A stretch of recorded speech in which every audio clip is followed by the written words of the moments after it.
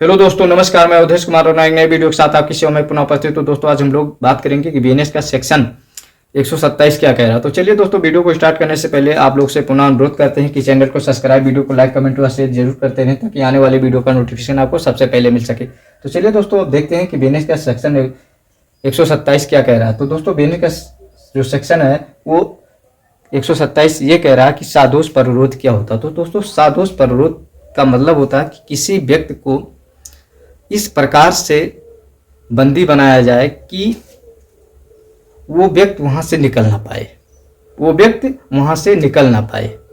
इस प्रकार से बंदी बनाया जाए, वो प्रकार कुछ भी हो कि उसको वहां से भागने का, उसको वहां से निकलने का कोई चांस ही ना बने। तो उसी को क्या कहा जाता है? सादोष परिरोध कहा जाता है। और जो व्यक्ति ऐसा कार्य करता है उस व्यक्ति को सादोष परिरोध का दोषी माना जाएगा। तो चलिए दोस्तों, अब हम देखते हैं, डायरेक्ट अपने डेफिनेशन पे चलते हैं। सादोष परिरोध, जब किसी व्यक्ति को, बोला है कि जब किसी व्यक्ति को, दोस्तों हमने एक डायग्राम बनाया है, देखना कि जब किसी व्यक्ति को, जब किसी व्यक्ति कौन है, इसमें जो है जब किसी व्यक्ति कौन है, बी है। कौन है? जब किसी व्यक्ति को, अर्थात बी को कह रहा है, किसी व्यक्ति के द्वारा, अर्थात ये के द्वारा चारों तरफ से घेराबंदी करने वाला, घेराबंदी करके रोका जाता है। घेराबंदी करके रोका गया है। देखिए, बी को चारों तरफ से घर में बंद करके ताला लगाया गया है, या तो यहाँ चारों तरफ से आदमी बंदूक लेकर खड़े हैं कि बी जो है यहाँ से भाग नहीं पाएगा। जैसे बी भागेगा तो उसको जान से मार दिया जाएगा। बी के सामने ये जाके कह देता है कि तुम लोग बंदूक लेके खड़े रहो और जैसे भी भागने की कोशिश करेगा तो तुरंत शूट कर देना। तो वही है। या तो किसी व्यक्ति को जो कि मैदान में है, उसका एक मकान है, मैदान में है, जहाँ की केवल उसका ही मकान है, तो वहाँ पे वो ले जाके 10 मंजिला घर है और उसके ऊपर कर देता है, जहाँ की छत पे चढ़ने के लिए कोई सीढ़ी नहीं है। आर्टिफिशियल जो सीढ़ी होती है जिससे चढ़ा जाता है छत पे, तो उसके द्वारा उसको चढ़ा के फिर सीढ़ी को हटा लेता है। अब वो 10 मंजिला मकान से कूदेगा तो भी मर जाएगा। उससे अच्छा है कि वो उसी पे रहेगा, जब उसको अज्जी कहेगा तो छोड़ेगा। तो वहां से उसको भागने का कोई चांस नहीं है, वहां से भी नहीं भाग सकता। फिर हमने एक डायग्राम बनाया है कि ये मान लिया जाए कि क्या है, एक तालाब है। उस तालाब में चारों तरफ, मैंने उस तालाब में केवल तेजाब भरा है। क्या भरा? एसिड। अब और उसके बीच में जो है, एकदम बीच में एक थोड़ा सा जमीन बचा है। एक ऐसा बनवाया गया तालाब कि वहां कोई व्यक्ति को खड़ा किया जा सकता है, उसमें किसी व्यक्ति को खड़ा किया जा सकता है।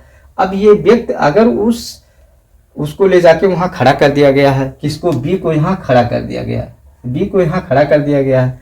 अगर बी यहाँ से भागता है, क्या करता है? बी यहाँ से भागता है, तालाब में चला जाता है, तो वो एसिड से मर जाएगा। किससे मर जाएगा? एसिड से मर जाएगा।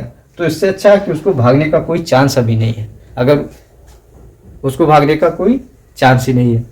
तो ऐसे स्थिति में किसी को अगर डाला जाता है तो वो क्या होगा? सादोष परिरोध होगा। कि जब किसी व्यक्ति को किसी भी प्रकार से, इस प्रकार से उसको घेराबंदी किया जाए या इस प्रकार से भय कारित करके उसको रोका जाए कि वो भाग ही नहीं सकता है, वहां से निकल नहीं सकता है, तो उसको क्या कहा जाएगा? सादोष परिरोध कहा जाएगा। कि जहां से निकलने का कोई चांस ही बनता ही नहीं है, कोई चांस बन ही नहीं सकता है, तो क्या है? सादोष परिरोध कहा जाएगा।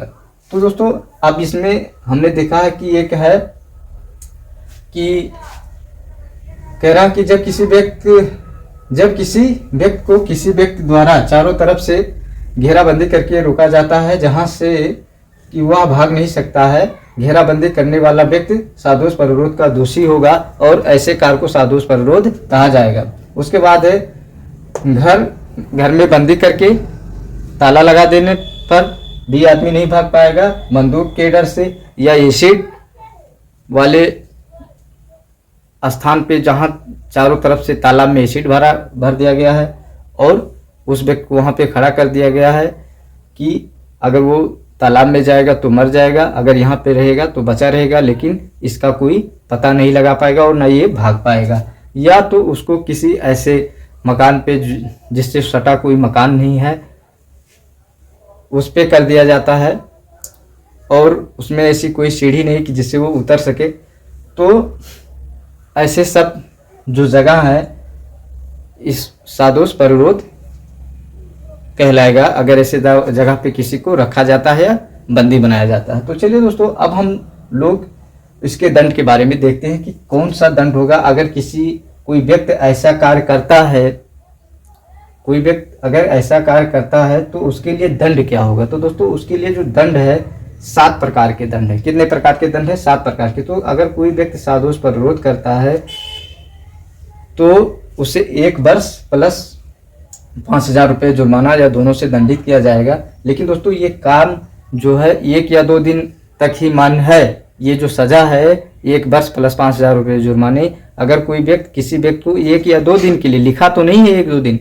लेकिन 1 या 2 दिन के लिए अगर करता है सादोष परिरोध तो उसको 1 वर्ष प्लस 5,000 रुपये जुर्माने से या दोनों से दंडित किया जाएगा।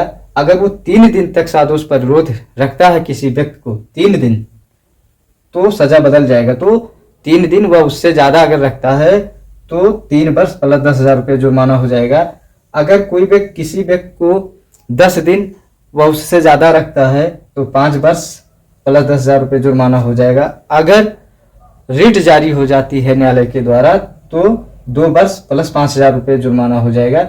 अगर सादोष परिरोध करके कोई व्यक्ति किसी व्यक्ति को इस आशय से छुपाता है कि उसके घर वाले, उसके नात बात, उसके रिश्तेदार जो हैं, उसके हितबद्ध जो चाहने वाले लोग हैं, उन लोगों को यह पता ना लग पाए कि बी कहाँ पे छुपा है और उसको पुलिस भी ढूंढे, सबको, मतलब गवर्नमेंट को भी ना पता लगता है, किसी को भी ना पता लगेगा कि उसको कहाँ छिपाया गया है, तो ऐसे स्थिति में 3 वर्ष का प्लस जुर्माने से दंडित किया जाएगा। अगर वहीं पे है संपत्ति व मूल्यवान प्रतिभूति के लिए किसी व्यक्ति को छिपाया जाता है कि उससे, जिस व्यक्ति को सादोष परिरोध किया गया है उस व्यक्ति से या उस व्यक्ति के चाहने वालों से,